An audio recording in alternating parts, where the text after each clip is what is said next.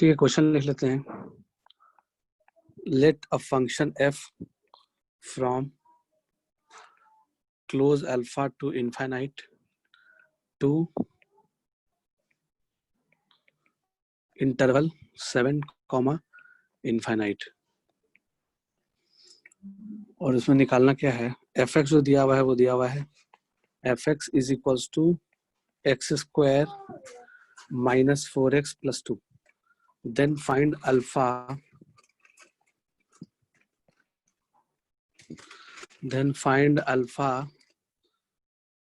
if fx is 1 function. Question सोच लो क्या होगा। क्वेश्चन में बोल रहा है कि कोई फंक्शन है जिसका डोमेन दिया हुआ है अल्फा, ये डोमेन दिया हुआ है और ये को डोमेन दिया हुआ है, और फंक्शन दिया हुआ है एक्स को, एक क्वार्टिक दिया हुआ है X square minus 4x plus 2, और अपने को अल्फा बताना है जिसके लिए फंक्शन 1 हो जाए। तो अल्फा की क्या वैल्यूज हो सकती है जिसके कारण फंक्शन 1 हो जाए। तो पहले तो क्वार्टिक दिया हुआ है तो क्वार्टिक ग्राफ बना सकते हैं हम लोग। तो क्वार्टिक ग्राफ कैसा बनेगा, अगर हम इसका ग्राफ बनाते हैं तो क्वार्टिक है X square minus 4x plus 2। तो इसका पहले वर्टेक्स निकाल लेते हैं। इस क्वार्टिक का वर्टेक्स क्या हो जाएगा, माइनस बी बाई 2a। तो वो निकाल लिया, कितना आ जाएगा 4 डिवाइड बाई 2, तो आ जाएगा 2, और माइनस डी अपॉन 4a, ये y कोऑर्डिनेट होता है वर्टेक्स का। तो ये क्या हो जाएगा, minus times of B square minus 4ac। तो माइनस 4ac कितना 8 डिवाइडेड बाई 4a, 4 इंटू 1, तो कितना हो जाएगा 60 माइनस 8 माइनस 8 बाई 4, तो ये आ जाएगा माइनस 2। तो जो वर्टेक्स आया इस पैराबोला का वो आ गया 2 कॉमा माइनस 2, ठीक है। और चूंकि इसका a पॉजिटिव है यानी एक्स स्क्वायर कोएफिशिएंट 1 है, तो चूंकि a इसका पॉजिटिव है तो पैराबोला कैसा बनेगा, अपवर्ड बनेगा, ठीक है। पैराबोला अपवर्ड बना दिए, और इसमें जो वर्टेक्स है वो 2 कॉमा माइनस 2 है। तो वर्टेक्स ये v जो है वो 2 कॉमा माइनस 2 हो जाएगा, ठीक है। और 2 कॉमा माइनस 2 जो है यानी कि इसका x जो है वो 2 है, ओके। तो ये y एक्सिस बना लिया, और इसका जो y है वो माइनस 2 है। अच्छा, ये 0 पे क्या ले रहा होगा, अगर इसमें 0 डालेंगे तो 2 ले रहा होगा, 0 पे वैल्यू 2 ले रहा होगा, तो ये 0,2 पे कट कर रहा होगा y एक्सिस को, ठीक है। ये भी बना लिया। फिर उसके बाद x एक्सिस कुछ ऐसा हो रहा होगा, ठीक है। यहाँ पे x कोऑर्डिनेट ये 2 हो गया, और इसके करस्पॉन्डिंग जो y आया वो माइनस 2 हो गया।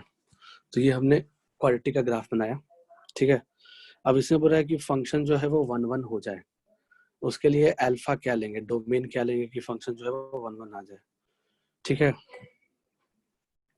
तो क्या डोमेन लिया जाए इसमें, तो देख लेते हैं हम लोग।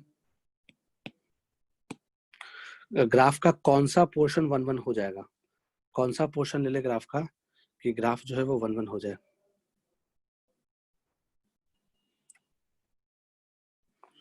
तो अगर मान लो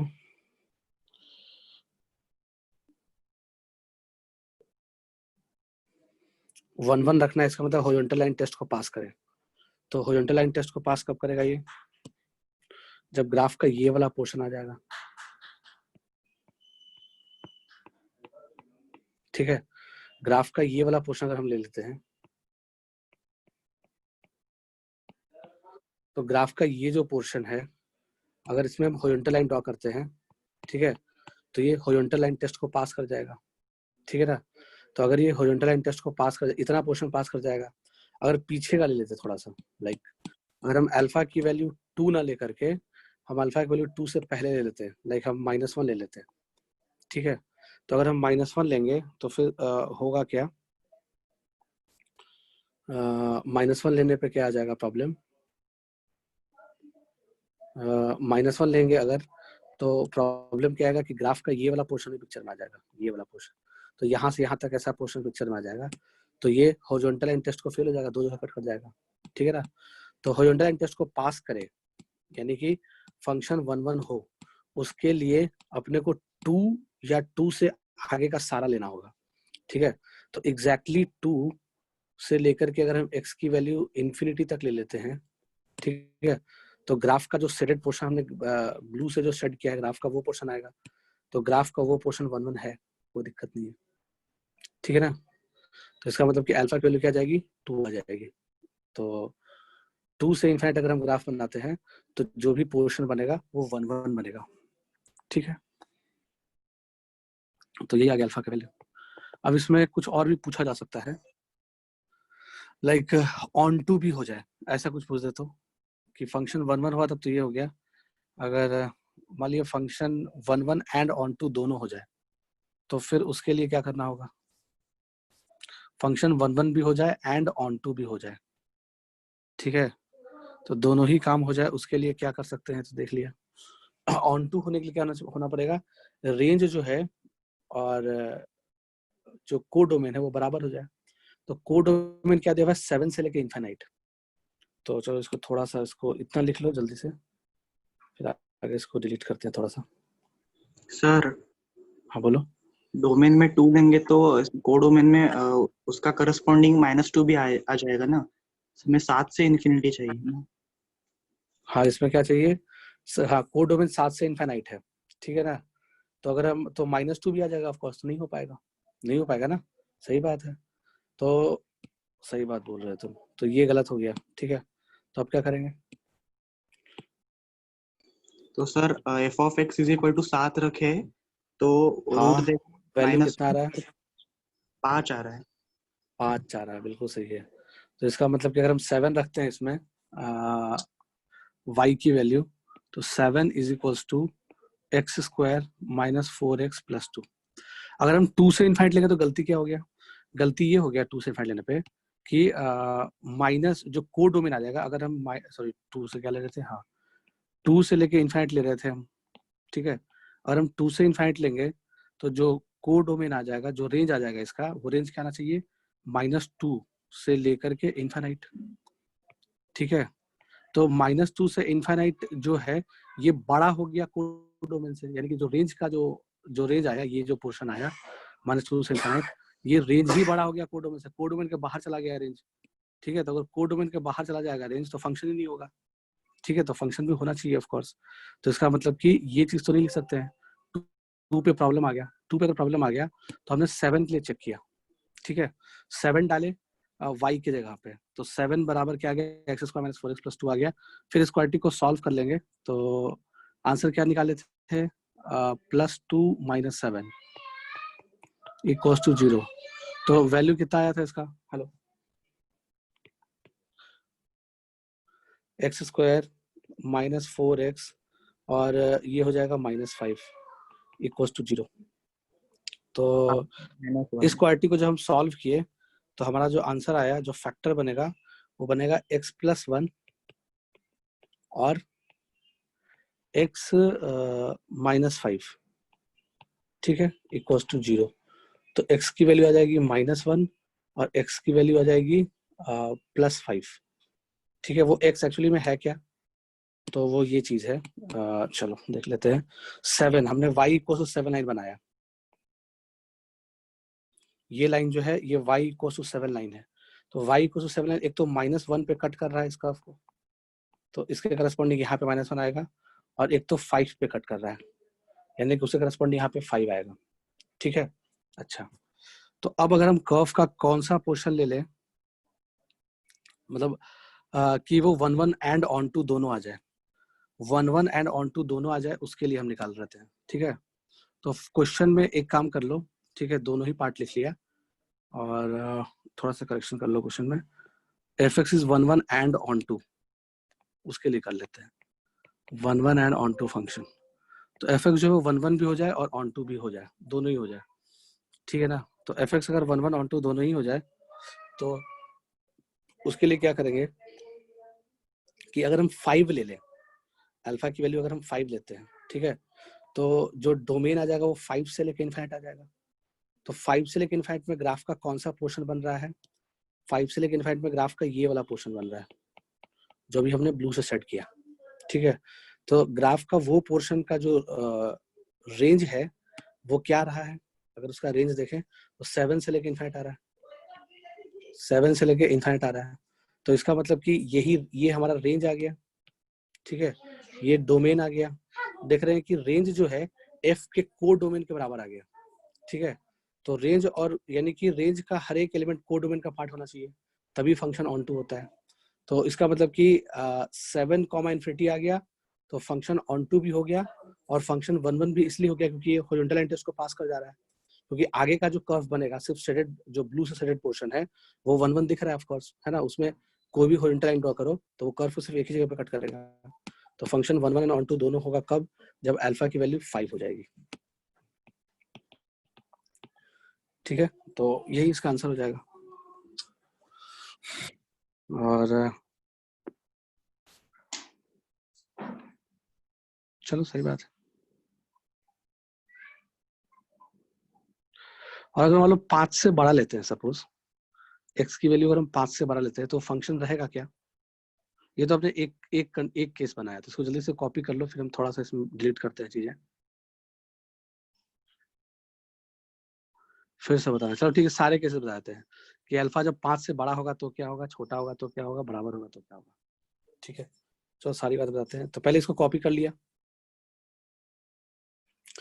ये किस लिए कॉपी किया, तो पहले तो यहाँ तक तो कॉपी कर लो सिंपली, ये जो पोर्शन लिखा हुआ है ये कॉपी हो गया। कॉपी होने के बाद हमने केस 1 लिखा, केस 1 में लिखा कि जब अल्फा की वैल्यू 5 के बराबर होगा तो क्या होगा। तो जब अल्फा की वैल्यू 5 के बराबर लिए तो देखें कि फंक्शन 1 1 भी आ गया, ऑन टू भी आ गया, 1 1 भी आया एंड ऑन टू भी आया, ठीक है। अब दूसरा केस लेके देख लेते हैं, जब अल्फा की वैल्यू 5 से बड़ा रखेंगे एक बार, 5 से छोटा रखेंगे, तो देखते हैं क्या आता है, ठीक है। लिख लिया होगे, थोड़ा सा हम डिलीट कर रहे हैं, ये वाला पार्ट डिलीट कर रहे हैं।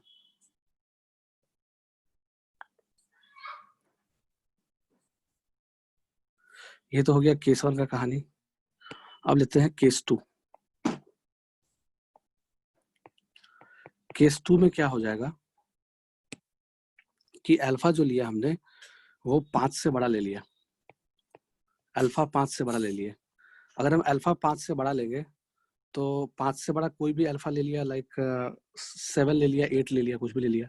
तो अगर हम 7 या 8 लेंगे तो मान लो यहाँ पे 7 ले लिया और या 8 ले लिया, वटेवर कुछ भी ले सकते हैं, ठीक है। तो हम अल्फा की वैल्यू 5 से अगर बड़ा लेंगे, ठीक है, लाइक 8 ले लिया सपोज, और 8 से लेके इन्फिनिटी तक ले लिया, तो ग्राफ का सिर्फ ऊपर वाला पोर्शन आएगा, जो ये वाला पोर्शन आएगा ग्राफ का सिर्फ, ठीक है ना।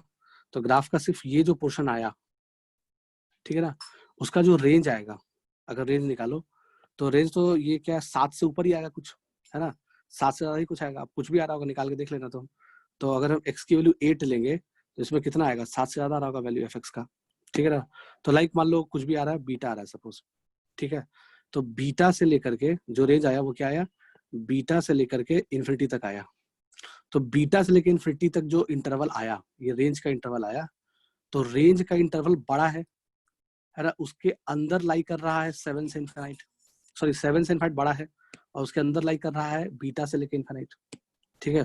तो जो बाहर बड़ा वाला सेट है वो क्या है, 7 से लेकर इनफाइनाइट, और उसके अंदर क्या लाई कर रहा होगा, मान लो ये बीटा की वैल्यू 9 आ गई सपोज एग्जांपल के तौर पे, तो अंदर वाला जो वैल्यू है, सॉरी ये स्लाइड आ गया, हाँ, अंदर वाला जो वैल्यू है वो 9 से लेकर इन्फिनिटी तक लाई कर रहा होगा, ठीक है।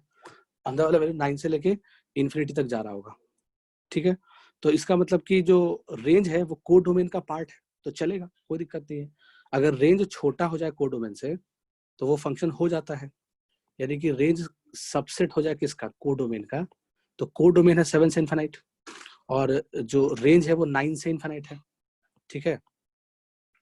या बीटा जो भी आया होगा 8 के करस्पॉन्डिंग, एक्स इसमें 8 रख रहे होंगे एफ एक्स में, उसके करस्पॉन्डिंग जो भी वैल्यू आया होगा वो 7 से बड़ा होगा, है ना। तो लाइक हमने मान लिया 9, तो क्या आया, range is the subset of, proper subset of codomain आ गया। ये फंक्शन तो हो ही जाएगा, ठीक है ना, कोई दिक्कत नहीं है, फंक्शन हो जाएगा। और लेकिन ऑन टू नहीं होगा फंक्शन, क्योंकि सारा का सारा कोडोमेन और रेंज बराबर नहीं आया, ठीक है। फंक्शन हो गया लेकिन ऑन टू नहीं हुआ, बट 1-1 हो गया। 1-1 क्यों हो गया? क्योंकि ग्राफ लगातार इंक्रीजिंग है, वो पोर्शन जो हमने कट आउट किया। ठीक है, तो जो कट आउट पोर्शन है ग्राफ का 8 से x, जब 8 से इनफाइनाइट ले रहे थे तो वो 1-1 तो आ गया और ऑन टू नहीं आया, तो हम इसको क्या बोलेंगे? इस केस में 1-1 तो होगा function but not on to, but ये ऑन टू नहीं होगा। ठीक है, वैसे ही एक और केस ले लिया, केस 3 ले लेते हैं। ठीक है, केस 3 में क्या किया? अल्फा को ले लिया छोटा, यानी अल्फा इज लेस देन 5। अगर अल्फा को हम छोटा ले लें, जैसे अभी हमने 2 लिया था अल्फा, थोड़ा देर पहले 2 लिए थे, 2 लेके देखे थे, तो क्लोज 2 से लेके इनफाइनाइट, मान लो ऐसा कुछ ले लेते हैं सपोज। ठीक है, तो उस केस में क्या हो जाएगा? उसका जो रेंज आता, ठीक है ना, वो रेंज क्या आना चाहिए था? रेंज आना चाहिए था -2 से लेकर के इन्फिनिटी। अगर ग्राफ का ये पूरा पोर्शन बन जाता जो हमने स्टार्टिंग में बताया था, 2 लेके ग्राफ का अगर ये पूरा पोर्शन बन जाता, तो ये जो पूरा पोर्शन है अल्फा 5 से छोटा है, ठीक है, अगर अल्फा 5 से छोटा कोई भी वैल्यू हो जाए, ठीक है, तो ये पूरा पोर्शन ग्राफ में आना चाहिए, मतलब तो जब ये पूरा पोर्शन ग्राफ में आएगा तो इसका जो रेंज होगा, ठीक है, वो क्या आ जाएगा? -2 से लेकर इनफाइनाइट आ जाएगा, यानी कि रेंज बड़ा हो जाएगा और कोडोमेन छोटा हो जाएगा, यानी कि कोडोमेन ही सबसेट हो जाएगा, प्रॉपर सबसेट हो जाएगा किसका? रेंज का।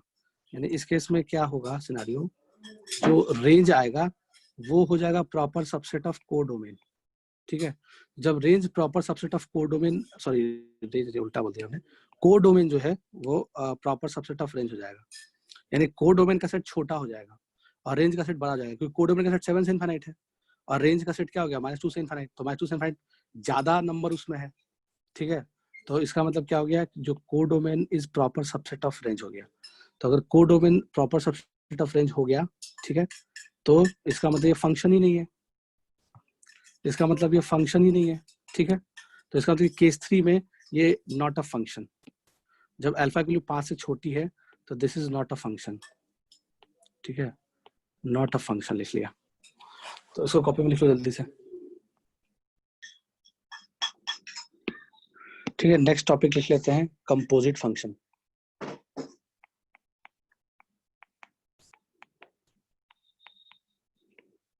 कंपोजिट फंक्शन क्या होता है? लाइक ऐसा होता है जैसे कि ये भी हो गए, बहुत बार यूज किए हो गए, लाइक जैसे एफ एक्स दिया हुआ है ln x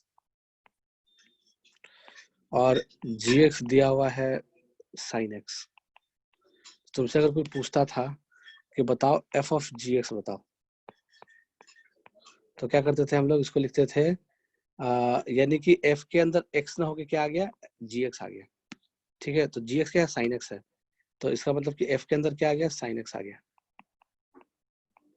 x ना करके x के अंदर आर्गुमेंट में, यानी f के आर्गुमेंट में x ना करके sin x आ गया।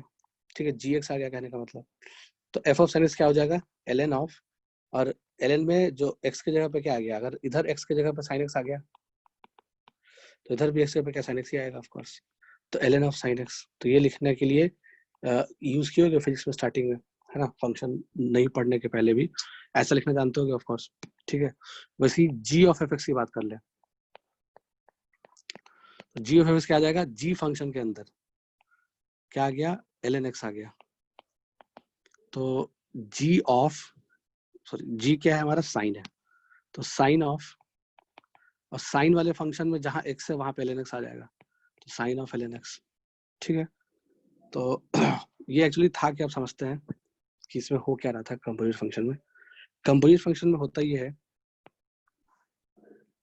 कि मान लिया जाए सेट A है और एक सेट B है, और एक और सेट ले लिया सपोज हमने, चलो एक और अलग से बना लेते हैं, फिर B से ले लिया सेट C तक। ठीक है, B से ले लिया सेट C तक। अब इसमें समझना क्या बात है, लाइक A में एलिमेंट ले लिए α1, α2, α3, α4, B में एलिमेंट ले लिए β1, β2, β3 और β4। ठीक है, तो मान लिया जाए कि α1 का मैपिंग β1 से हो गया और अल्फा 2 का भी मैपिंग मान लो बीटा 1 से हो गया, फिर अल्फा 3 का बीटा 2 से हुआ और अल्फा 4 का बीटा 3 से हुआ सपोज। ये हमने ऐसे मैपिंग कर लिया। तो ए टू बी जो फंक्शन है, ए टू बी जो कनेक्ट करने का जो रूल है, उस रूल का नाम है मान लो एफ। फिर सेट बी सेम ही सेट है ना, या फिर चाहे तो उसको सी और डी भी कर सकते हैं, कोई दिक्कत नहीं है। चलो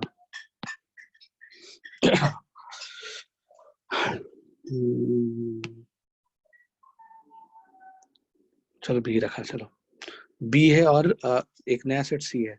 तो बी से सी जो है, जो फंक्शन डिफाइन है वो जी फंक्शन डिफाइन है ना।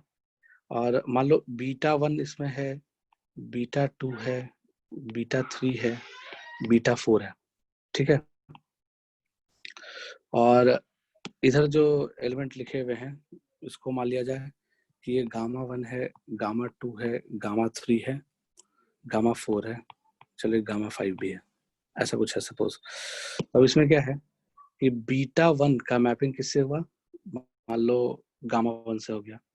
फिर बीटा 2 का किसी से मैपिंग कर दिया, लाइक बीटा 2 का मैपिंग कर दिया गामा 2 से, बीटा 3 का मैपिंग कर दिया गामा 3 से, और बीटा 4 का भी मैपिंग कर दिया गामा 3 से, ठीक है। ऐसा कुछ हो गया सपोज।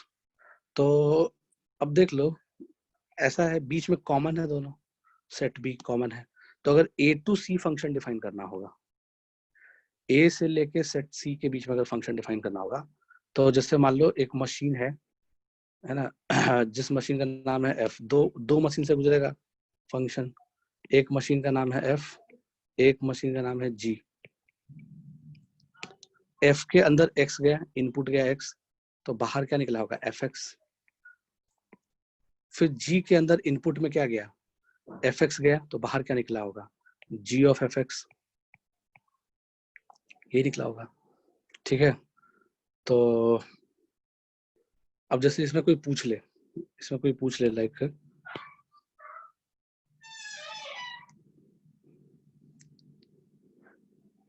तो इसको बोलेंगे क्या, एफ ऑफ जी एक्स बोलेंगे इस मशीन को।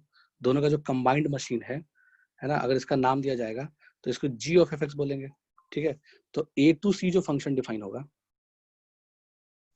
यहाँ ए ले लिया और यहाँ सी ले लिया, ए टू सी जो फंक्शन डिफाइन होगा वो कैसे डिफाइन हो जाएगा, तो ए टू सी वाला जो फंक्शन होगा उसका नाम क्या पड़ जाएगा, ए टू सी वाले फंक्शन का नाम पड़ जाएगा जी ऑफ एफ एक्स, क्योंकि फंक्शन जी में एफ जा रहा है, ये जी ऑफ एफ एक्स कहलाएगा, ठीक है। अच्छा, ए में एलिमेंट्स क्या क्या था, अल्फा 1, अल्फा 2, अल्फा 3, अल्फा 4।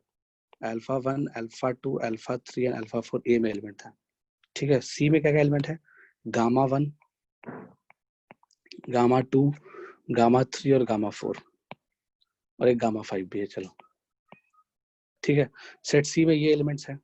अब इसमें क्या है कि ए का मैपिंग किया तो पहले फंक्शन एफ में गया होगा, यानी कि पहले अल्फा 1 किस में गया होगा, एफ में गया होगा, तो एफ अल्फा 1 निकला होगा। तो एफ अल्फा 1 क्या है, बीटा। और फिर बीटा गया होगा जी के अंदर, जब जी के अंदर बीटा जाएगा तो क्या मिलेगा, गामा 1। तो अल्फा 1 का मैपिंग गामा 1 से हुआ होगा, ठीक है। अब अल्फा 2 का देख लेते हैं। अल्फा 2 पहले मशीन एफ के अंदर गया, तो आउटपुट यानी एफ ऑफ अल्फा 2 क्या मिलेगा, एफ ऑफ अल्फा 2 मिलेगा बीटा 1, वो भी बीटा 1 ही मिलेगा। अब बीटा 1 जब जी के अंदर जाएगा तो आउटपुट क्या देगा, गामा 1। समझ पा रहे हो बात को, चलो इससे दिखा देते हैं। ये अल्फा 2 है, रेड डॉट से देख लो, अल्फा 2 है। अल्फा 2 को जब मशीन एफ के अंदर से गुजारेंगे, ठीक है, उस इनपुट को, तो एफ ऑफ अल्फा 2 मिलेगा, और एफ ऑफ अल्फा 2 किसके बराबर है, बीटा 1 के बराबर है। फिर बीटा 1 को जब हम जी मशीन से गुजारेंगे, है ना, तो क्या मिलेगा अपने को, गामा 1 मिलेगा। तो यानी कि अल्फा 1 का मैपिंग हो जाएगा गामा 1 से, वैसे ही अल्फा 2 का भी मैपिंग हो जाएगा गामा 1 से ही। अल्फा 3 का मैपिंग किया, ठीक है, तो पहले एफ से गया वो, तो अल्फा 3 से बीटा 2 मिला, फिर बीटा 2 से गामा 2 मिला, तो यानी कि अल्फा 3 का जो मैपिंग आ गया वो गामा 2 से आ गया, ठीक है। फिर अल्फा 4 का देख लेते हैं। अल्फा 4 का जो मैपिंग हुआ वो बीटा 3 से हुआ, और बीटा 3 का हुआ गामा 3 से, ठीक है। तो बीटा 3 का मैपिंग कर दिया गामा 3 से, ठीक है। तो अगर कोई अपने को पूछे कि बताओ जी ऑफ एफ अल्फा 3, ये क्या आएगा, तो हम क्या बोलेंगे, g ऑफ f अल्फा 3 क्या आ जाएगा, गामा 2 आ जाएगा। ठीक है, ये हमने डायग्राम से देख लिया। तो यही था कंपोजिट फंक्शन का बात। ठीक है, अब इसमें और क्या क्या ध्यान रखने वाली बात है वो देख लेते हैं। इसी में अगर मान लो पूछता कि चलो ठीक है, इसमें तो हो गया, डिफाइन हो गया। चलो आगे देख लेते हैं। ये लिख लियोगे, जल्दी से कॉपी कर लो।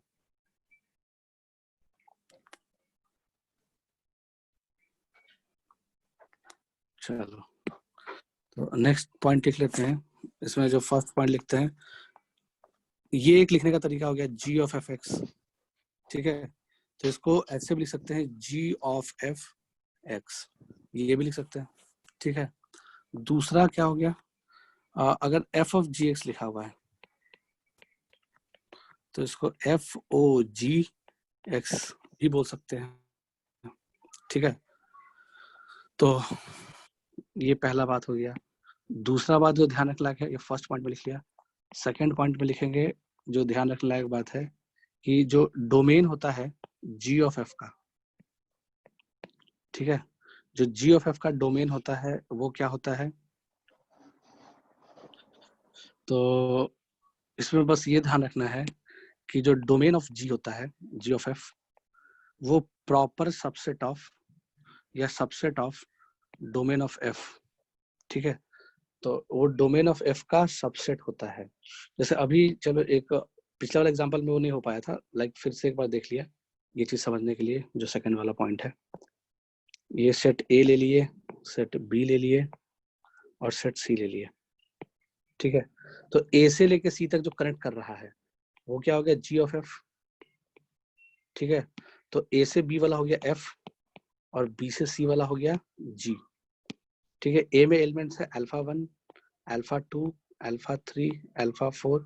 इसमें भी एलिमेंट ले लिया बीटा 1, बीटा 2, बीटा 3, बीटा 4, और इसमें वही गामा 1, गामा 2, गामा 3, गामा 4। चलो ऐसा कुछ ले लिया सपोज। तो हमने अल्फा 1 को बीटा 1 से मैप करा दिया, अल्फा 2 को भी बीटा 1 से मैप करा दिया। ठीक है, और अल्फा 3 को बीटा 3 से मैप करा दिया सपोज। ठीक है, अच्छा, और और अल्फा 4 को बीटा 4 से करा दिए। और ये जो g फंक्शन है, g का जो डोमेन होगा, मतलब तुम ऐसे समझ लो कि domain of g of f, तो वो हमेशा या तो पूरा ही होगा या पूरा नहीं होगा। लाइक जैसे देख लो, इसमें अगर पूछा जाता बीटा 1 का मैपिंग गामा 1 से करा दिया, ठीक है, और बीटा 3 का मैपिंग गामा 3 से करा दिए, और g फंक्शन में तो खैर ये भी डिफाइन हो जाएगा, बीटा 2 का मैपिंग गामा 2 से करा दिया सपोज, और बीटा 4 का मैपिंग गामा 4 से करा दिया। ऐसा कुछ हो गया सपोज। तो तुम्हें अगर पूछा जाए इसमें कि बताओ g of f of g of f of क्या पूछ रहा है तुमसे, अल्फा,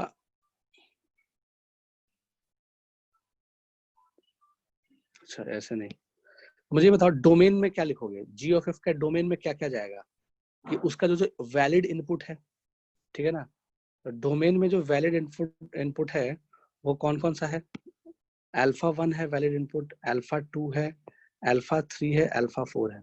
ठीक है ना, तो अगर सबके करस्पॉन्डिंग g ऑफ f निकल गया तब तो सही है। ठीक है ना, तो सबके करस्पॉन्डिंग g ऑफ f निकल सकता, एक मिनट, इसमें एक डायग्राम में एक वैल्यू छोड़ना होगा।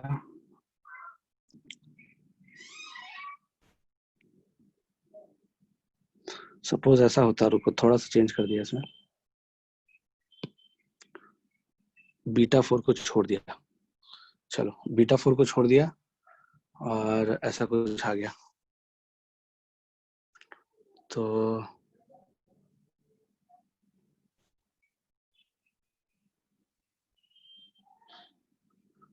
डोमेन में एक मिनट, चलो इसमें जो गड़बड़ी है वो ये है, इसलिए नहीं आ रहा है। जो फंक्शन g होगा वो होगा c से लेके d तक। g का तो डोमेन अलग होगा, है ना, जो भी थोड़ी ना कि रेंज ऑफ a ही, मतलब f का रेंज ही उसका डोमेन हो जाए। ठीक है, तो ऐसा कुछ जरूरी नहीं है। तो इसमें मान लिया बीटा 1 है और सपोज बीटा 2 नहीं है, बीटा 3 है और बीटा 4 है, और इसके करस्पॉन्डिंग यहाँ पे वही चीज ले लिया, like gamma 1, gamma 2, gamma 3, gamma 4, ऐसा कुछ ले लिया। अब मैप करा देते हैं। बीटा 1 का मैपिंग गामा 1 से, बीटा 3 का मैपिंग गामा 2 से, बीटा 4 का मैपिंग गामा 3 से कर दिया। ठीक है, अब इसमें समझना ये है कि अब देख लो, जो फंक्शन g था वो c से लेके d तक था। ठीक है, यानी कि इसमें अगर तुमसे पूछा जाए कि g ऑफ f ऑफ, ये पूरा रुको एक मिनट, तो जो c है वो सबसेट ऑफ b है। देख पा रहे हो बात को, सेट c में b का सारा एलिमेंट नहीं है, यानी कि बीटा 2 नहीं है। बीटा 2 अगर नहीं होगा तो ये g ऑफ f जो फंक्शन डिफाइन करेंगे from a to d, from a to d जो g of f function define होगा, उसमें अल्फा, किसी अल्फा रुको x में भी यहाँ चेंज कर दिया, अल्फा 2 का कनेक्शन बीटा 2 से कर दिया। ठीक है, तो अगर तुमसे कोई पूछे कि g ऑफ f2 बताओ, g ऑफ f अल्फा 2 बताओ, तो g ऑफ f अल्फा 2 कैसे निकालेंगे? तो x में अल्फा, g ऑफ f में अल्फा 2 गया, तो पहले f से गुजरा वो, तो बीटा 2 दिया। ठीक है, फिर बीटा 2 g के डोमेन में जाना चाहिए, है ना, तो बीटा 2 के करस्पॉन्डिंग तो गामा का कोई वैल्यू है ही नहीं, है ना, बीटा 2 के करस्पॉन्डिंग, बीटा 2 तो सी सेट में था ही नहीं। ठीक है ना, बीटा 2 जो है वो सी सेट में तो था ही नहीं, तो इसका मतलब कि जो बीटा 2 के करस्पॉन्डिंग अपने को कोई भी gamma 1, gamma 2, gamma 3 accept D का कोई भी एलिमेंट नहीं मिलने वाला है। ठीक है ना, तो हम ऐसा बोल सकते हैं कि जो g ऑफ f अल्फा 2 है वो क्या है? अनडिफाइंड है, अनडिफाइंड है। ठीक है, तो ऐसा भी जैसे पिछला एग्जांपल जो हम लिए थे, पिछला एग्जांपल में b और c को सेम सेट ले लिए थे। ठीक है, तो एक फंक्शन f था, एक फंक्शन g था, तो उसमें क्या हो गया कि सारे के सारे डोमेन आ गए। मतलब जो हमारा g ऑफ f का डोमेन क्या कहलाएगा, जो अगर a टू d, ये g ऑफ f क्या है? a टू d है। ठीक है, तो a का वही एलिमेंट डोमेन में आएगा जिससे करस्पॉन्डिंग d का कुछ वैल्यू आ रहा होगा। ठीक है, तो इस केस में जो डोमेन है g ऑफ f का, इस क्वेश्चन के लिए अगर हम domain of g of f लिखें तो उसमें कौन कौन सा एलिमेंट आ जाएगा? अल्फा 1 के करस्पॉन्डिंग g ऑफ f की वैल्यू निकल जाएगी, क्योंकि अल्फा 1 से मिला बीटा 1 और बीटा 1 से मिला गामा 1, तो निकल जाएगा। अल्फा 2 करस्पॉन्डिंग नहीं निकलेगा, अल्फा 3 करस्पॉन्डिंग निकल जाएगा, क्योंकि बीटा 3, फिर बीटा 3 से कुछ मिल गया, फिर उसके बाद अल्फा 4 के करस्पॉन्डिंग बीटा 3 मिला और बीटा 3 करस्पॉन्डिंग गामा 2 मिल गया। ठीक, कोई दिक्कत नहीं है। तो इसका मतलब कि हुआ क्या कि अपने को अल्फा 2 छोड़ के सेट ए के एलिमेंट में अल्फा 2 को छोड़ के बाकी सबके corresponding G of F define है। ठीक है, तो अल्फा 1, अल्फा 3 और अल्फा 4 ये डोमेन ऑफ जी एफ हो जाएगा। ठीक है, बट डोमेन ऑफ एफ क्या था इस क्वेश्चन में? अगर हम फंक्शन एफ के डोमेन की बात करें तो फंक्शन एफ के डोमेन में चारों था, अल्फा 1 भी था, अल्फा 2 भी, अल्फा 3 भी और अल्फा 4 भी। यहाँ लिख नहीं पा रहे, चलो यहाँ थोड़ा सा, चारों है उसमें, तो अल्फा 1, अल्फा 2, अल्फा 3, अल्फा 4, यहाँ लिखा नहीं रहा है अल्फा 4, चलो यहाँ नीचे लिख लिया अल्फा 4। ठीक है, चारों के चारों हो गया, अल्फा 1, अल्फा 2, अल्फा 3, अल्फा 4, अगर ये चारों डोमेन आ गया तो हम क्या बोल सकते हैं कि जो domain of G of F है, डी ऑफ एफ का जो जी ऑफ एफ का जो डोमेन है वो सबसेट है कि नहीं? सबसेट है किसका? बड़ा वाला सेट का। डोमेन ऑफ एफ बड़ा हो गया और जी ऑफ एफ का डोमेन छोटा हो गया, यानी उसका पार्ट हो गया, डोमेन ऑफ एफ का एक पार्ट हो गया domain of G of F. तो यानी कि domain of G of F जो होगा वो हमेशा या तो same to same domain of F के बराबर हो जाएगा या फिर उसका प्रॉपर सबसेट होगा। तो इस सिंबल का मतलब यही हो गया, यही हमने ये पॉइंट बताना चाह रहा था कि जो domain of G of F होता है, ठीक है, वो या तो सबसेट होगा डोमेन ऑफ एफ का या फिर एग्जैक्टली डोमेन ऑफ एफ ही हो जाएगा।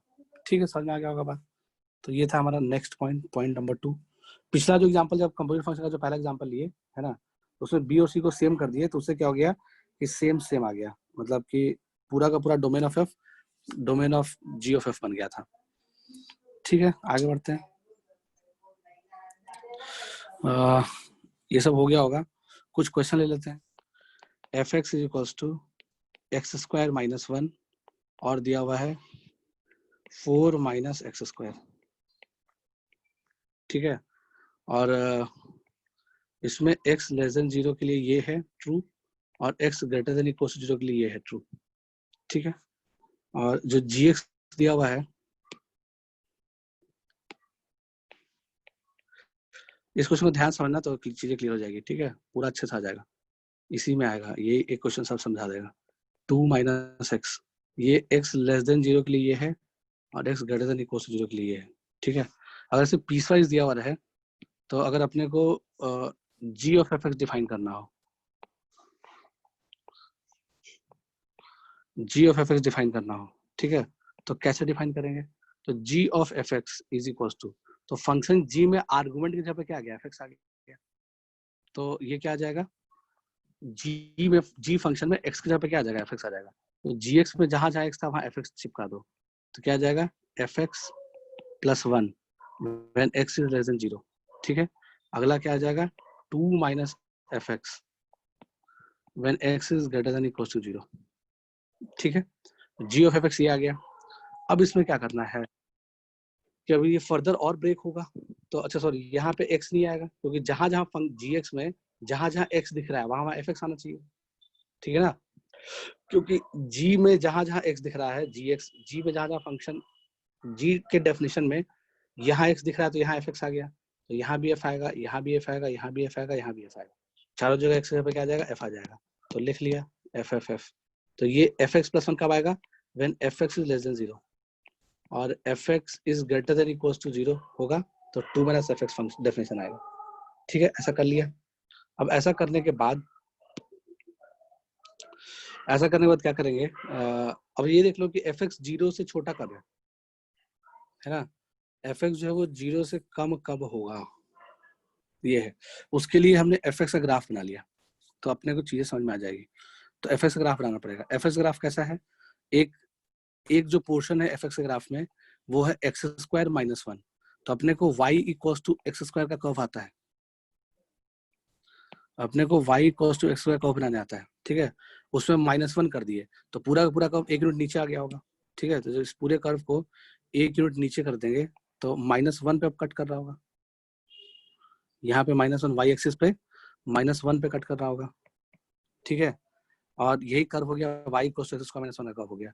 बट ये कब बनेगा, y equals to X square minus 1 curve कब बनेगा, जब x 0 से छोटा होगा, है ना। क्वेश्चन वाले ने क्या बोला कि जब x 0 से छोटा होगा तभी हम ग्राफ बना सकते हैं, किसका ग्राफ बना सकते हैं, एक्स स्क्वायर माइनस 1 ग्राफ बना सकते हैं, ठीक है। तो 0 से छोटा कब है x, यानी x 0 से छोटा इस रीजन में है, ठीक है ना। तो इस रीजन में ग्राफ का कौन सा पोर्शन आ रहा है, वही ग्राफ का सिर्फ पोर्शन बनेगा, बाकी तो डिलीट हो जाएगा। तो ग्राफ का ये वाला पोर्शन आ रहा है उस रीजन में जब x 0 से छोटा है, जब x 0 छोटा है तो ग्राफ का ये वाला पोर्शन आ रहा है। और चूंकि 0 पे ओपन बबल है, यानी x एग्जैक्टली 0 के बराबर नहीं हो रहा है, तो यहाँ पे ग्राफ में ओपन बबल आ जाएगा, ठीक है। समझ आएगा बात। तो बाकी जो ब्लू से पोर्शन बना ग्राफ का, है ना, वो नहीं बनाना है तो वो डिलीट कर दिया, ठीक है। तो ये बन गया। अब 4 माइनस एक्स स्क्वायर कर्व बनाया, ठीक है। 4 माइनस एक्स स्क्वायर कर्व कैसा बनता है, तो अपने को एक्स स्क्वायर कर्व बनाना आता है, तो वो ऐसा बन जाएगा, ये कर्व बन जाएगा y is equal to X square का।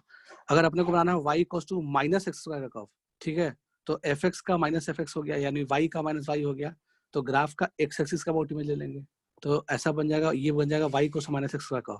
अब उसमें क्या 4 जोड़ देना है, तो ये पूरा का पूरा कर्व 4 यूनिट ऊपर उठ जाएगा, ठीक है। तभी 0 पे कट करता 4 पे कट करेगा, समझ में आ रहा होगा बात, ठीक है। तो हमने उसका ग्राफ बना लिया, 4 माइनस एक्स स्क्वायर कर्व बनाया, तो 4 माइनस एक्स स्क्वायर का जो कर्व आएगा वो कैसा आएगा, वो कुछ ऐसा आएगा, लाइक जैसा भी आए कोई दिक्कत नहीं है, ऐसा आना चाहिए, ठीक है। और ये 4 पे कट कर रहा होगा, x जब 0 तो y की वैल्यू 4, और इस तरह कर्व आ गया -2 + 2 पे कट कर रहा होगा ऊपर से यहाँ पे, हालांकि उससे जरूरत नहीं है, -2 और +2 पे कट कर रहा होगा, ठीक है। ऐसा कुछ कहानी आ गया। और अब ये आ गया, तो ये जो ब्लैक से जो हमने कर्व बनाया ये वैलिड कब है, कर्व ये वैलिड कब है, जब x 0 या 0 से बड़ा है, ठीक है। तो इसका मतलब कि जब x 0 या 0 से बड़ा होगा, इसका मतलब कि x जब ये होगा जो हम येलो से कर रहे हैं, जब x की वैल्यू ये हो जाएगी, जो हमने येलो से शेड किया x एक्सिस को, जब x की ये वैल्यूज हो जाएगी तो ग्राफ ब्लैक वाला ग्राफ वैलिड होगा, यानी कि x ग्रेटर देन 0 के लिए ग्राफ कौन सा बनेगा, ब्लैक वाला, जो कि 4 माइनस एक्स स्क्वायर है, ठीक है। तो तो ग्राफ का कौन सा पोर्शन पिक्चर में आ जाएगा? तो ग्राफ का ये वाला पोर्शन पिक्चर में आ जाएगा।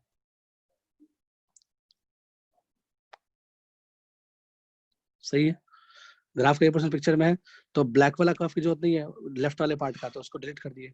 ठीक है, तो ऐसा कुछ बन गया। अब ये ग्राफ किसका बन गया? ये एफ का ग्राफ बना है। ठीक है ना? अच्छा, एफ का ग्राफ तो बना लिया हमने इस तरह से करके। अब देख लो, अब इससे समझ में क्या आएगा कि एफ पॉजिटिव कब है, नेगेटिव कब है। तो ये जो रूट है, ये जहाँ पे कट कर रहा है वो भी निकाल ही लेते हैं। ठीक है, ये कौन सा कर्व था? ये हमारा कर्व था एक्स स्क्वायर माइनस वन।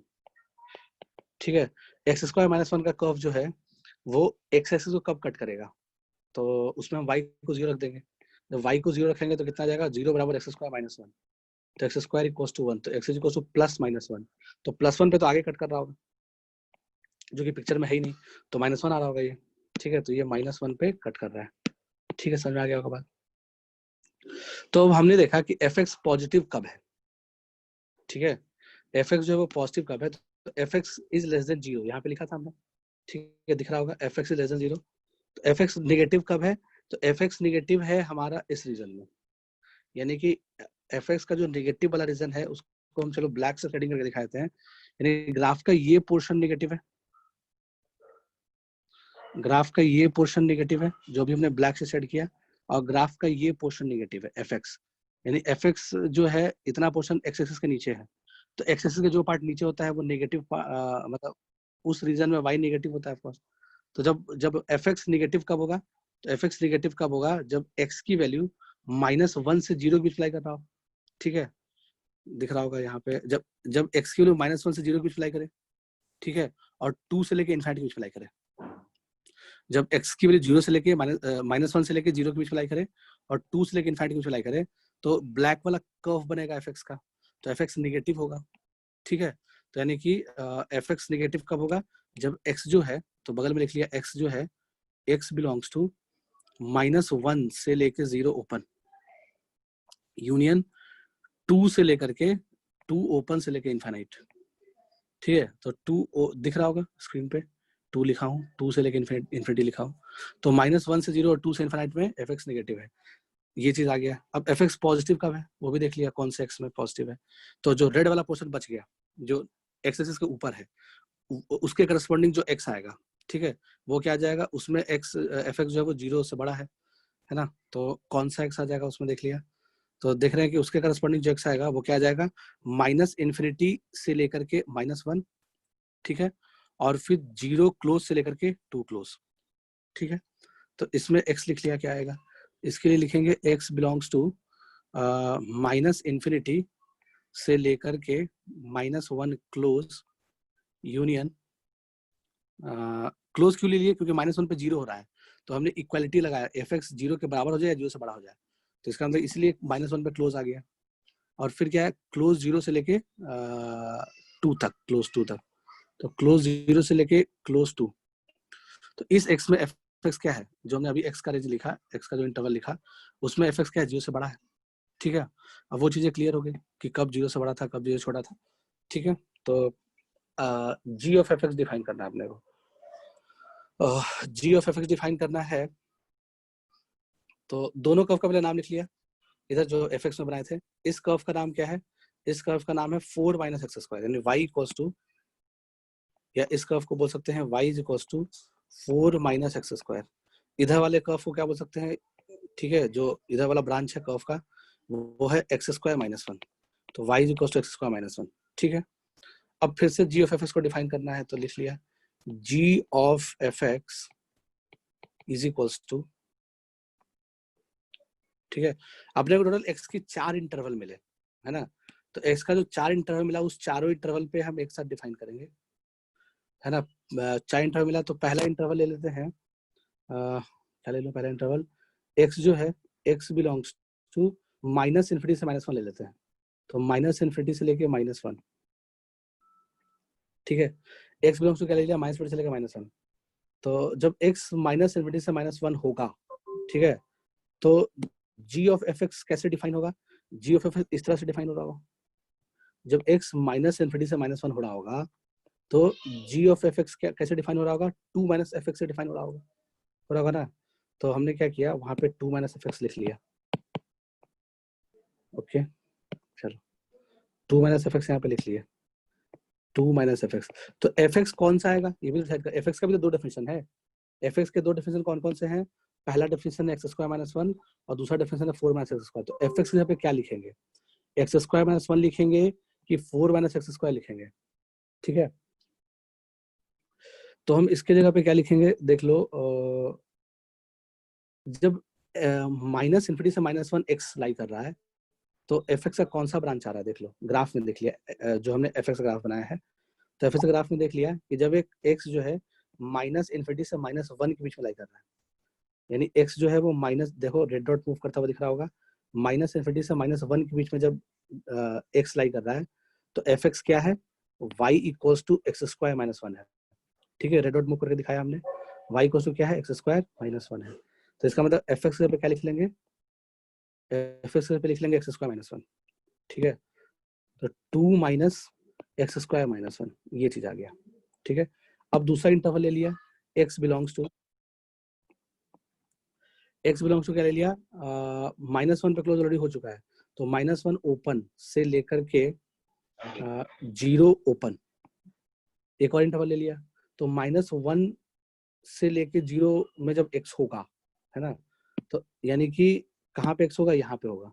जब x की वैल्यू -1 से 0 के बीच में लाई कर रही होगी तो g ऑफ एफ एक्स कैसे डिफाइन हो रहा होगा, वो एफ एक्स प्लस 1 से डिफाइन हो रहा होगा।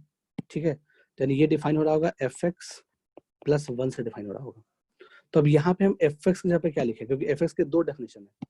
ठीक है, तो यहाँ पे हम एफ एक्स की जगह पे क्या लिख सकते हैं, तो देख लिया एफ एक्स की जगह पे यहाँ पे लिखेंगे हम यानी कि x -1 से 0 के बीच में देख लो, तो जब x -1 से 0 के बीच में लाई कर रहा है, जब x -1 से, अरे एक मिनट रहा है, हाँ, जब x -1 से 0 के बीच में लाई कर रहा है तो ग्राफ का कौन सा पोर्शन आ रहा है, मतलब जब देखो रेड डॉट मूव करता दिखा रहा हूँ, जब x -1 0 के बीच में लाई कर रहा है तो एफ एक्स का कौन सा ब्रांच यूजफुल है, तो उस टाइम में एफ एक्स क्या है, एक्स स्क्वायर माइनस 1 है, जब x -0 के बीच में लाई कर रहा था। तो एफ एक्स पे क्या लिख लेंगे, एक्स स्क्वायर माइनस 1 लिख लेंगे। तो हमने क्या किया, इस एफ एक्स की जगह पे क्या लिख लिया, एक्स स्क्वायर माइनस 1 लिख लिया। सही है, ओके। फिर अगला इंटरवल ले लिया, अगला इंटरवल क्या ले लेंगे, x बिलोंग्स टू। अब x बिलोंग्स टू क्या है, अगला ले लिया क्लोज 0 से लेके क्लोज टू, क्लोज 0 से लेके क्लोज टू। तो क्लोज 0 से लेके क्लोज टू में, ठीक है, g ऑफ एफ एक्स कैसे डिफाइन है वो देख लेते हैं। क्लोज 0 से लेके क्लोज टू ये इंटरवल हो गया। ठीक है, तो जब x क्लोज 0 से क्लोज टू डिफाइन होगा तो g ऑफ एफ एक्स कैसे डिफाइन होगा, 2 माइनस एफ एक्स। तो यहाँ पे हमने क्या लिख लिया, 2 माइनस एफ एक्स लिख लिया। अब यहाँ पे एफ एक्स जगह पे क्या लिखे, तो देखा कि जब x की वैल्यू 0 से 2 के बीच में लाई कर रही है, ठीक है, रेड डॉट मूव करता हुआ दिख रहा है, जब x की वैल्यू 0 से लेकर 2 के बीच में लाई कर रही है तो कौन सा ग्राफ बन रहा है, 4 माइनस एक्स स्क्वायर बन रहा है। तो वहां पे क्या लिख लिया, 4 माइनस एक्स स्क्वायर लिख लिया। तो एफ एक्स को हटा के क्या लिख लिया, 4 माइनस एक्स स्क्वायर। अगला इंटरवल ले लेते हैं कि जब x बिलोंग्स टू, जब x बिलोंग्स टू 2 से लेके ओपन 2 से लेके इन्फिनिटी के बीच में लाई कर रहा है। ठीक है, जब x की वैल्यू ओपन 2 से लेके इन्फिनिटी के बीच में लाई करेगा तो यानी कि ये x का इंटरवल आ रहा है, तो उसके corresponding g of F x कैसे डिफाइन हुआ है, ऐसे डिफाइन हुआ है एफ एक्स प्लस 1। ठीक है, तो यहाँ पे क्या लिख लिया, एफ एक्स प्लस 1 लिख लिया। अब एफ एक्स जगह पे क्या लिखें, तो एफ एक्स जगह पे क्या लिखे, उसके लिए हमने क्या किया, हम एफ एक्स ग्राफ पे आ गए। तो एफ एक्स ग्राफ पे देखा कि 2 से लेके इन्फिनिटी में, 2 से लेके इन्फिनिटी में ग्राफ क्या कहला रहा है, ग्राफ का नाम क्या है, 4 माइनस एक्स स्क्वायर नाम है। तो एफ एक्स पे क्या लिख लिया, 4 माइनस एक्स स्क्वायर लिख लिया, 4 माइनस एक्स स्क्वायर लिख लिया। तो अब ये जो चीज डिफाइन हुआ, ये जी ऑफ एफ एक्स बन गया। तो हम जी ऑफ एफ एक्स को ऐसे डिफाइन करेंगे, इस क्वेश्चन में बोला था कि जी ऑफ एफ एक्स निकालो, तो हमने निकाल लिया।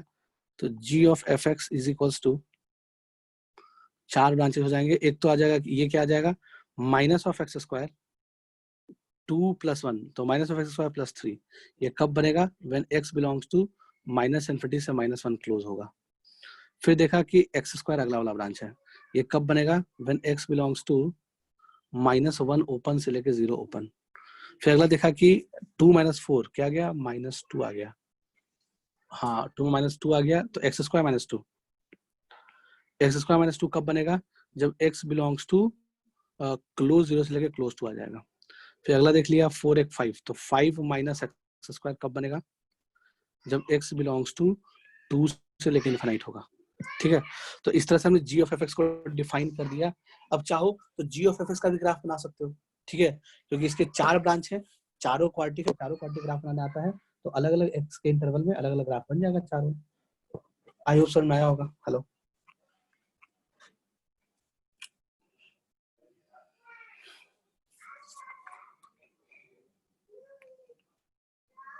हाँ सर। आ गया, अच्छे समझ में आ गया, देख लो,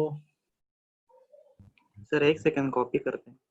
कॉपी कर लो। तो ये क्वेश्चन आ गया, मतलब सब आ गया। कंपोजिट फंक्शन में एक ही क्वेश्चन में हमने एक बड़ा क्वेश्चन लिया ताकि चीजें क्लियर हो जाए, डिफाइन करने आ जाए। डिफाइन करने आ गया तो फिर तो बना ही लोगे कुछ ना कुछ करके।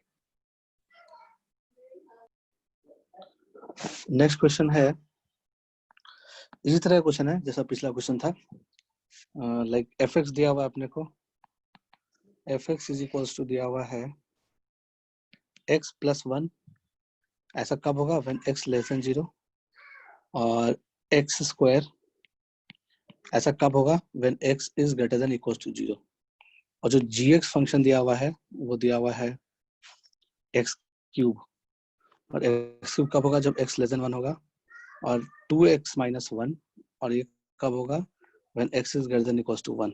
ठीक है, अब इसको करना है, तो सॉरी इसमें निकालना क्या है, पहले ये भी लिख दिया जाए। इसमें निकालना है f of G X, find f of G X, find f of G X and its domain and range, and range of f of g, ये निकालना है अपने को। तो कैसे निकालेंगे, इसके लिए हमने क्या किया, फिर से वही स्टोरी चलेगा। तो हमने क्या देखा कि f के अंदर क्या जा रहा है, g जा रहा है, ठीक है ना। तो f के अंदर g जा रहा है, तो डिफाइन कैसे करोगे, यानी इस चीज को क्या लिख सकते हैं, f के अंदर g डाल दिए। जब हम f के अंदर g डालेंगे तो इसके जो दो डेफिनेशन बनेंगे, हर जगह x की जगह पे क्या है, f में, फंक्शन f में जहां जहां x था वहां gx आ जाएगा, तो आ जाएगा gx प्लस 1। ये कब होगा valid, when gx is less than 0। ठीक है, और अगला हो जाएगा gx का होल स्क्वायर, और ऐसा कब होगा, when gx is greater than equal to 0। ठीक है, अब उसके बाद gx नेगेटिव कब है उसके लिए, और पॉजिटिव कब है, gx नेगेटिव कब है, पॉजिटिव कब है, उसके लिए अपने को gx का ग्राफ बनाना पड़ेगा। ठीक है, तो हमने gx का ग्राफ बना लिया। तो gx का ग्राफ कैसे बनाएंगे, y equals to X cube का कर्व पता है अपने को। ठीक है, तो y इक्वल्स टू जो एक्स क्यूब का कर्व आता है वो कुछ इस तरह का आता है ना। तो ये कर्व हो गया y equals to X cube का। अब ये कब बनेगा, जब x 1 से छोटा होगा तभी बनेगा। तो x जब इसमें 1 आ रहा होगा तो इसमें y की वैल्यू भी 1 ही आ रही होगी उसके करस्पॉन्डिंग। ठीक है, तो जब x की वैल्यू 1 या 1 से छोटा होगा, यानी कि x जब इस रीजन में लाई कर रहा होगा, जो जिस रीजन में हम रेड डॉट मूव करा रहे हैं, अगर x इस रीजन में लाई कर रहा होगा तो कर्व कौन सा आएगा, तो कर्व का ये वाला पोर्शन आएगा।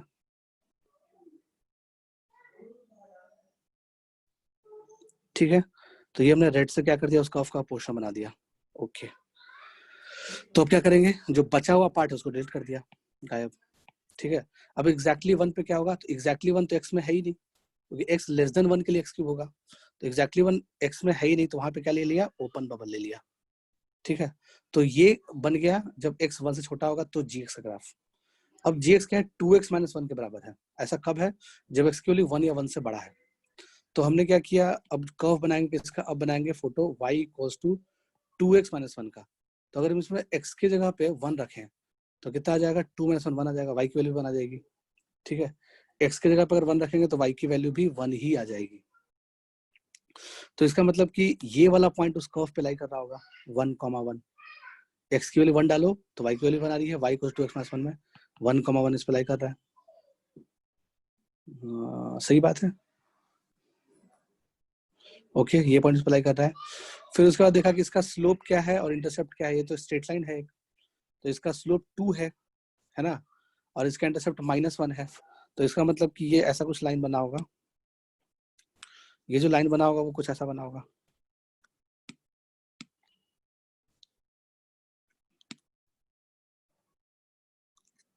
ऐसा -1 से पास, यानी कि एक तो 0, -1 पे कट कर रहा होगा वो लाइन, और एक 1, 1 पे कट कर रहा होगा। तो 1, 1 और 0, 1 सॉरी 0, -1 और 1, 1 को जब मिला दिए तो जो लाइन मिला, ठीक है, वही 2x-1 का लाइन है, y को 2x-1 लाइन है, ठीक है। लेकिन ये y को 2x-1 लाइन कब डिफाइन होगा, कब वैलिड होगा, ठीक है, जब x की वैल्यू 1 या 1 से बड़ा होगा। तो यानी ग्राफ का कौन सा पोर्शन पिक्चर में आएगा, ग्राफ का ये वाला पोर्शन पिक्चर में आएगा। यानी x जब 1 या 1 से बड़ा होगा तो ग्राफ यही बनेगा ना, ये वाला पोर्शन आएगा ग्राफ का। बाकी नीचे वाला ग्राफ का पोर्शन डिलीट कर दिया तो ये सब गायब हो गया, नीचे का पोर्शन गायब, ऐसा कुछ बन गया होगा, आगे स्ट्रेट लाइन बन गया होगा। तो ओवरऑल जो ग्राफ बन गया g ऑफ fx का, वो कुछ ऐसा बना क्या, ये पूरा रेड से बना दिया, जितना भी जो रेड से दिख रहा है पूरे में, ये क्या हो गया, ओवरऑल ग्राफ हो गया। तो जिसमें से पीछे वाले का नाम क्या है, इस वाले पोर्शन का नाम क्या है, इस वाले पोर्शन का नाम है y = x³, और ये जो आगे ये जो स्ट्रेट लाइन टाइप का बना, इसका नाम है y = 2x-1, ठीक है। तो अब बोल रहा है कि gx नेगेटिव कब है, तो gx नेगेटिव कब है, जब x की वैल्यू 0 से छोटा है। देख लो, जब gx नेगेटिव कब है, कोई भी फंक्शन नेगेटिव कब होता है, जब वो अपने x एक्सिस के नीचे होता है। तो ग्राफ x एक्सिस के नीचे कब कब है, जब x के लिए -∞ से लेकर के 0 बीच में कर रहा है, ठीक है। तो इसका मतलब कि x जब -∞ से लेकर के 0 के बीच में लाई करेगा, देखा होगा, जब x -∞ से लेकर 0 के बीच में लाई करेगा, 0 पे ओपन, क्योंकि gx 0 बराबर नहीं चाहिए अपने को, ठीक है। तो gx पे यहाँ पे इक्वलिटी नहीं लगा हुआ है, क्योंकि यहाँ पे इक्वलिटी नहीं लगा हुआ है, इसीलिए क्या हो गया, वहां पे 0 पे ओपन आ गया।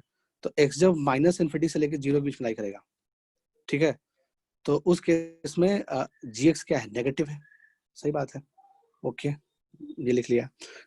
gx पॉजिटिव कब है, तो gx पॉजिटिव है कब कब, तो gx पॉजिटिव है जब x बिलोंग्स टू 0 से लेकर इन्फिनिट है, यानी ग्राफ ऊपर कब है, तो जब क्लोज ऊपर हो, gx पॉजिटिव हो या 0 के बराबर हो, ऐसा कब हो रहा है, जब x बिलोंग्स टू 0 से लेकर इन्फिनिट हो रहा है, ठीक है। लेकिन अब देख रहे हैं कि 0 से लेकर इन्फिनिटी में 2 टाइप का डेफिनेशन आएगा, ठीक है ना। तो 0 से 1 के बीच में अलग डेफिनेशन आएगा, 0 बाकी चीज में अलग डेफिनेशन आएगा। चलो चलो आगे देख लेते हैं, अगला फिर से लिख लिया। तो f ऑफ gx निकालना है अपने को f ऑफ gx निकालना है, तो हमने क्या किया,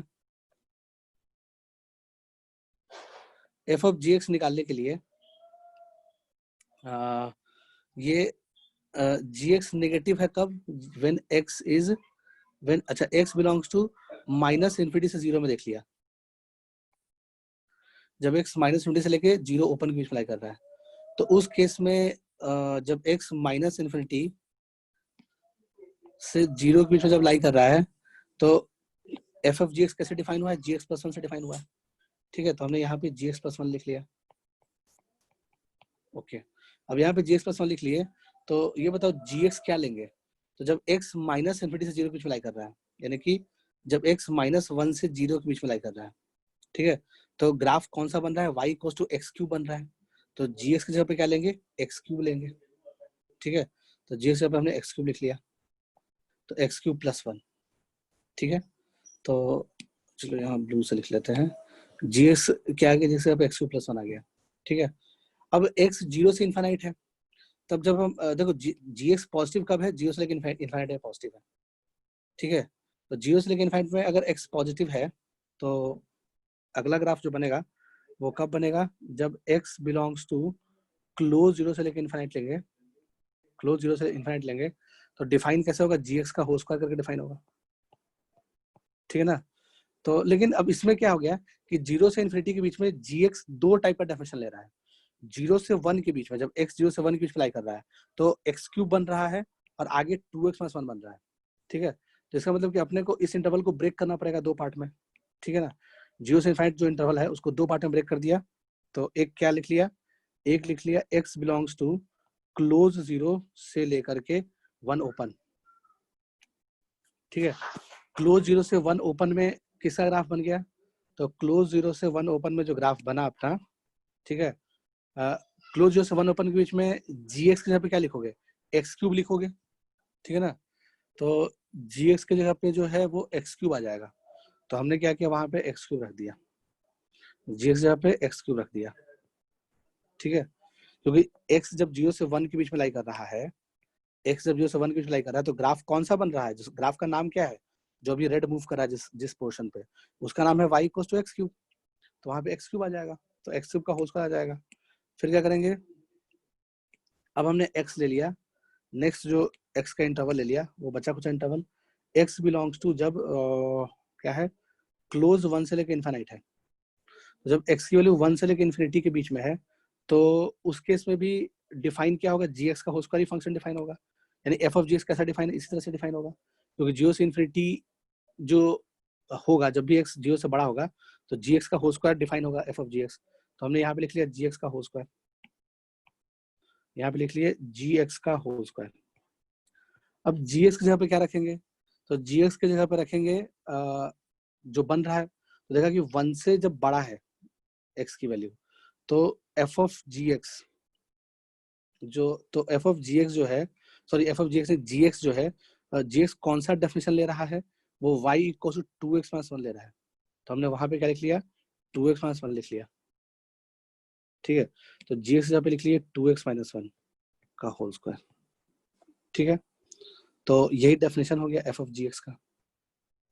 समझ में आया होगा बात, ठीक है। तो इसको थोड़ा सा और अच्छे से लिखना है तो ऐसे लिख सकते हैं, f of gx is equals to, पहला आ जाएगा एक्स क्यूब प्लस 1, पहला आ जाएगा एक्स क्यूब प्लस 1, और ये कब होगा, when x is less than 0 कह सकते हैं, ठीक है। दूसरा आ जाएगा x की पावर 6, और ये कब होगा, when x belongs to close 0 से लेके 1 ओपन। और अगला क्या आ जाएगा, 2x माइनस 1 का होल स्क्वायर, तो अगला आ जाएगा 2x माइनस 1 का होल स्क्वायर, और ये कब होगा, when x belongs to close 1 से लेके इनफाइनाइट, ठीक है। या फिर इसको क्लोज 1 से लेके इनफाइनाइट को क्या लिख सकते हैं, x greater than equals to 0, sorry x greater than equals to 1, ऐसा लिख सकते हैं, ठीक है। तो ये f ऑफ gx का ग्राफ आ गया। अब f ऑफ gx का ग्राफ ये आ गया, तो अब इसका डोमेन और रेंज कुछ भी निकाल सकते हैं हम, चाहे तो f ऑफ gx का ग्राफ ही बना सकते हैं, ठीक है। f ऑफ gx का ग्राफ ही बन जाएगा। तो इसका डोमेन में तो सब कुछ आ रहा है, x तो सब कुछ आ रहा है, माइनस से लेकर प्लस तक आ रहा है, और डोमेन तो इसका ऑल आ जाएगा। f ऑफ gx का अगर डोमेन पूछा जाए तो all real numbers, domain of f of g क्या आ जाएगा, x बिलोंग्स टू r। अब इसका अगर रेंज निकालना है, ठीक है, तो फिर रेंज कैसे निकालेंगे, रेंज निकालने के लिए चलो देखना पड़ेगा। तो पहले एफ ऑफ जी का ग्राफ ही बना लो तो समझ में आ जाएगा कैसे रेंज निकालेंगे। तो चलो देख लिया जाए, लिख ली होगी ये सब चीजें, एफ ऑफ जी तो डिफाइन हो गया। थोड़ा सा लिख लो आगे, अगले स्लाइड में से ग्राफ बना सकते हैं, ग्राफ बना के उसका रेंज देख सकते हैं, ये रेंज क्या आएगा, ठीक है। तो तीनों का ग्राफ बनाना आता ही है तुम्हें, पहला पोर्शन का एक्स क्यूब प्लस 1 का बना सकते हो, एक्स की पावर 6 का बना सकते हो, और इसका भी ग्राफ बना सकते हो, ठीक है। तो अलग अलग एक्स में जो एक्स में डिफाइन है वो पोर्शन ग्राफ में बना दिया, तो देख लिया क्या रेंज आ रहा होगा, तो इसका रेंज भी ऑल रियल नंबर ही आ रहा होगा, ठीक है। कोई दिक्कत नहीं है, समझ में आया पूरा बात। फिर तो जो भी है ग्राफ जब उसका बना लोगे तो हर चीज बता सकते हो तुम, फिर समस्या नहीं आएगी ऑफ कोर्स, ठीक है। आई होप हो गया, एक क्वेश्चन और ले लेते हैं।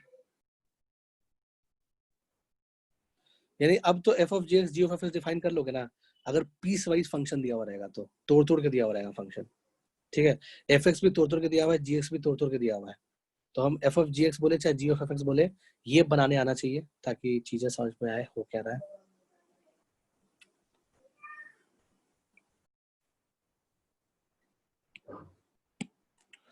चलो मान लो क्वेश्चन ऐसा दे दिया जाए, एफ एक्स दिया हुआ है, F X equals to log of 1 plus X upon 1 minus X, ये एफ एक्स दिया हुआ है, ओके। और जो जी एक्स, सॉरी अब निकालना क्या है अपने को, F of 2x upon 1 plus X square, इसकी वैल्यू निकालना है। ये प्रूफ करना है कि ये जो है ये 2fx के बराबर है, ये प्रूफ करना है अपने को, प्रूफ दैट, ये क्वेश्चन है।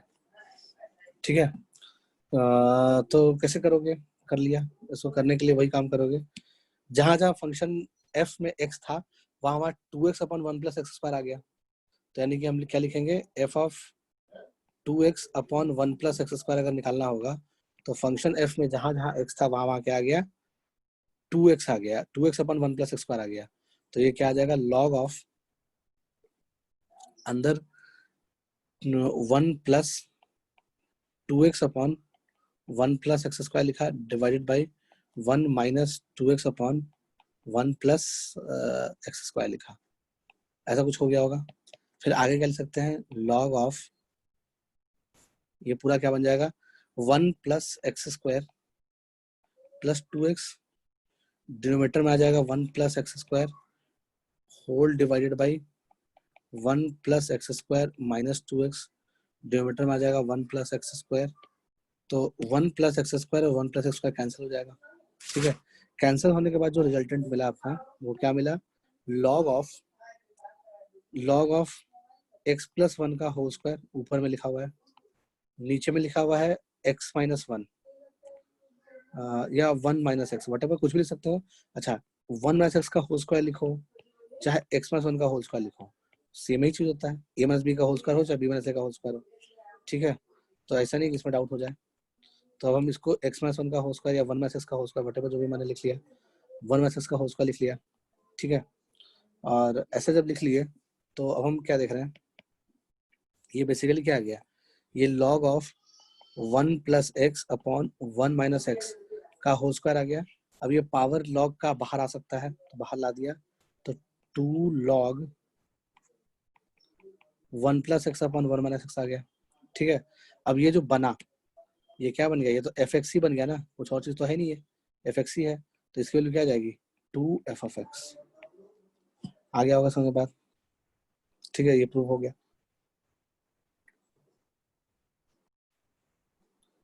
एक और क्वेश्चन ले लिया, कॉपी कर लिया होगे, जल्दी से कॉपी कर लो।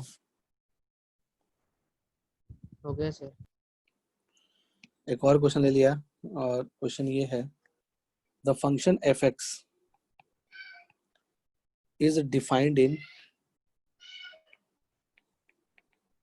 The function F X is defined in close 0 से लेके close 1, find domain of,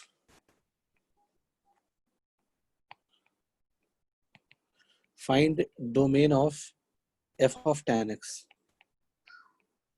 F of tan x का डोमेन चाहिए, और एफ एक्स जो है, एफ एक्स का डोमेन दिया हुआ है, यानी एफ एक्स का डोमेन दिया हुआ है और एफ ऑफ tan x का डोमेन पूछ रहा है।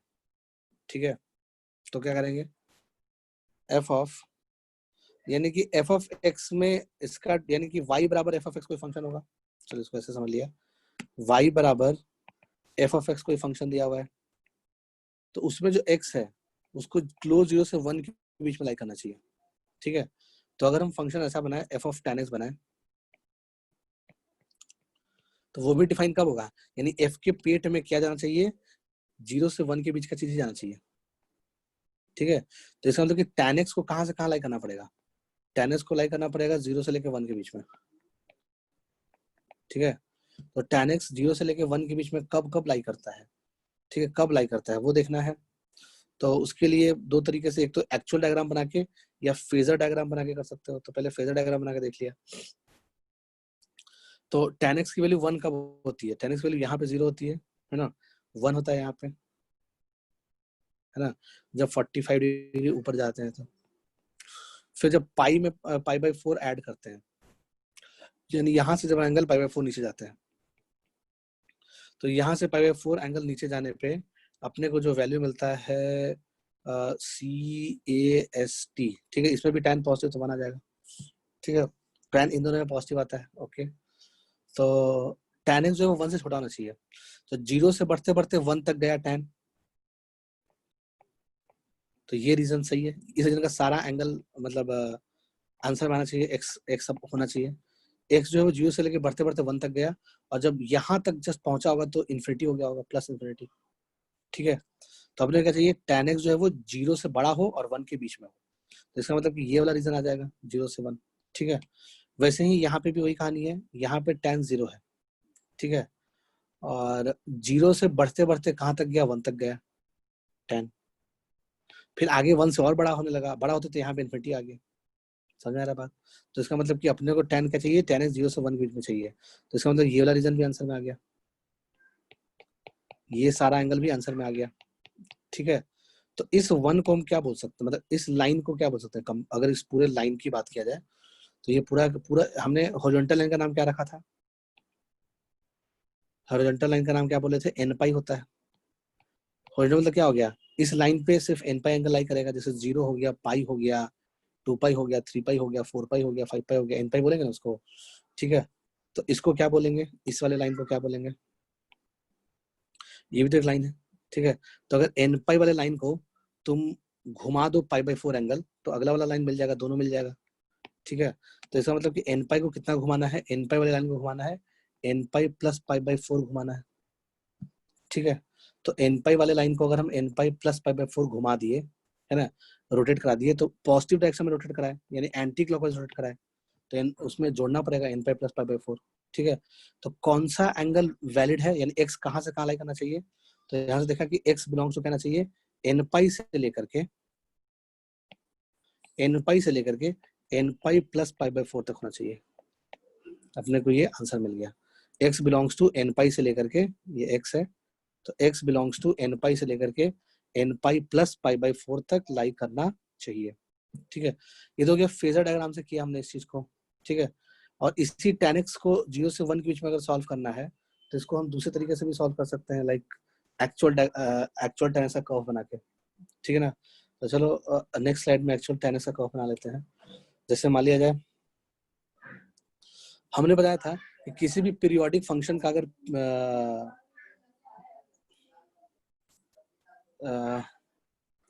अगर कोई पीरियोडिक फंक्शन, उसमें कुछ इनइक्वालिटी सॉल्व करना है, पीरियोडिक फंक्शन का इनइक्वालिटी सॉल्व करना है, तो हमने एक टॉपिक करवाया था, है ना, रेंज में डोमेन में करवाए होंगे, ठीक है, डोमेन से पहले करवाए होंगे शायद। तो उसमें हमने क्या किया था कि एक पीरियड में सोल्यूशन निकालते हैं, फिर उसी में इंटीग्रल मल्टीपल ऑफ पीरियड जोड़ देते हैं, एनटी जोड़ देते थे दोनों साइड। तो वही काम करेंगे, पहले एक पीरियड में आंसर निकाल लेंगे। तो यहाँ पे देख लिया tan x का कर्व कैसा बनेगा, तो देखा जो tan x का कर्व है वो कुछ ऐसा बनेगा, tan x का कर्व जो है वो कुछ ऐसा बन जाएगा, ठीक है। और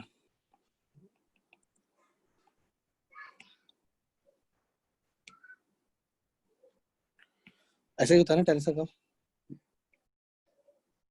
याद होना चाहिए ग्राफ सारा, ऐसा बना दिया, ओके।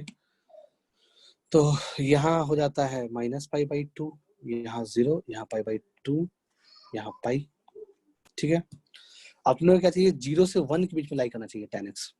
तो 1 कब ले रहा होगा, तो हमने एक y equals to 1 line draw कर लिया, है ना, हमने एक लाइन ड्रॉ किया जिसका नाम रखा y इक्वल्स टू 1 लाइन। तो क्वेश्चन क्या है, क्वेश्चन ये है कि tan x जो है वो 0 से बड़ा होना चाहिए और 1 से छोटा होना चाहिए। तो हमने x एक्सिस को क्या बोल सकते हैं, y इक्वल्स टू 0 बोल सकते हैं। ये जो पूरा x एक्सिस है, ये जो पूरा x एक्सिस है, इसका नाम क्या है, y इक्वल्स 0। तो y इक्वल्स 0 से लेकर y इक्वल्स टू 1 के बीच में, है ना, ग्राफ का कौन सा पोर्शन आ रहा है, सैंडविच बना हुआ है दोनों कर्व के बीच में, एक fx है एक gx है, और बीच में hx चिपका हुआ है ना, बीच में hx है। 0 और 1 के बीच में लाई करना चाहिए, दोनों लाइन के बीच में लाई करना चाहिए। ब्लैक और ग्रीन लाइन के बीच में रेड कर्व का कौन कौन सा पोर्शन आ रहा है, अगर वो देखें तो हमने देखा कि ये वाला पोर्शन और ये वाला पोर्शन, ऐसे बहुत सारे पोर्शन आ रहे होंगे, आगे भी आ रहा होगा ऑफ कोर्स, ऐसे आगे बहुत सारा आ रहा होगा ना, सोच पा रहे हो बात को, ऐसे बहुत सारे आंसर आने चाहिए ऑफ कोर्स इसके। तो अगर इसके बहुत सारे आंसर आने चाहिए तो हम क्या करेंगे, एक पीरियड में, मतलब 0 से लेके पाई के बीच में किसी भी एक पीरियड में आंसर निकाल लेंगे, एक पीरियड लेंथ में, और उसी पीरियड लेंथ में उसको, एक पीरियड लेंथ में जो आंसर निकलता है उसको बोलते हैं पर्टिकुलर सोल्यूशन। और जनरल सोल्यूशन लिखने के लिए क्या करते थे, उसमें इंटीग्रल मल्टीपल ऑफ पीरियड जोड़ देते थे। तो इसमें टी का काम कौन करेगा, यानी कि इसका पीरियड क्या है इस tan x का, तो tan x का पीरियड पाई होता है, ठीक है। तो t बराबर क्या हो जाएगा, पाई हो जाएगा, ओके। तो इसका मतलब कि पर्टिकुलर सोल्यूशन में क्या ऐड करना पड़ेगा, इंटीग्रल मल्टीपल ऑफ पाई, यानी कि एन पाई ऐड करना पड़ेगा। एन टी क्या हो जाएगा, एन पाई हो जाएगा। ठीक है, तो मान लो पर्टिकुलर सोल्यूशन अल्फा से लेके बीटा के बीच में आ गया, यानी एक पीरियड लेंथ में अगर पर्टिकुलर सोल्यूशन अल्फा से लेके बीटा के बीच में आ गया, तो जो जनरल सोल्यूशन होगा वो क्या हो जाएगा, एन टी प्लस अल्फा से लेकर के एन टी प्लस बीटा। ये लिखना सिखाया था हमने। ठीक है, तो वही काम करेंगे इसमें भी। तो क्या करोगे, चलो अब इसको कर लेते हैं। तो अब ये 1 कब हो रहा होगा, π/4 पे हो रहा होगा, 1 हो रहा होगा ना। तो देख लो एक एक पीरियड लेंथ का मतलब क्या हो गया, 0 से लेके पाई के बीच में चेक कर लो क्या कहानी चल रही है। ठीक है ना, तो अगर तुम 0 से लेके पाई के बीच में चेक करोगे तो तुम्हें समझ में आ जाएगा क्या चल रहा है। तो पाई लेंथ में इसका पीरियड क्या होता है, पाई होता है tan x का। तो पाई लेंथ में हमने देखा कि सिर्फ और सिर्फ एक ही पार्ट आ रहा है ग्राफ का, है ना। ग्राफ का कौन सा पोर्शन आ रहा है, ये वाला पोर्शन आ रहा है ना। अब वो कहाँ, उसके लिए x कहाँ से लाई कर रहा है, 0 से लेके π/4 के बीच में लाई कर रहा है उसके लिए x। ठीक है ना, तो इसका मतलब कि जो x आया, जो पर्टिकुलर सोल्यूशन आया है ना एक पीरियड लेंथ में, वो क्या आया, वो क्लोज 0 से लेके π/4 आया। तो जो जनरल सोल्यूशन आएगा वो क्या आ जाएगा, union of n belongs to i, और अंदर क्या लिख लिया, अंदर लिख लिया 0 में क्या ऐड कर देंगे, n पाई ऐड कर देंगे, और π/4 में क्या ऐड कर देंगे, n पाई ऐड कर देंगे। तो ये आंसर आया था, फेजर वाला मेथड से भी आंसर आया था। ठीक है, तो पूछ क्या रहा था इस क्वेश्चन में, क्वेश्चन क्या था, ओके चलो क्वेश्चन पे आ जाते हैं वापस। तो यही हो गया, दोनों तरीका से किया हमने। इसका डोमेन पूछा था, ठीक है, डोमेन निकल गया, है ना। एफ ऑफ tan x का डोमेन पूछ रहा था क्वेश्चन वाला। तो एक तरीका तो ये हो गया करने का, है ना, आई होप समझ में आया होगा। और एक तरीका पीछे वाला हो गया, ये भी समझ में आ गया होगा, लिख लिए होगे दोनों। हेलो, हाँ सर। चलो बढ़िया, इसको कॉपी कर लिया हो गया।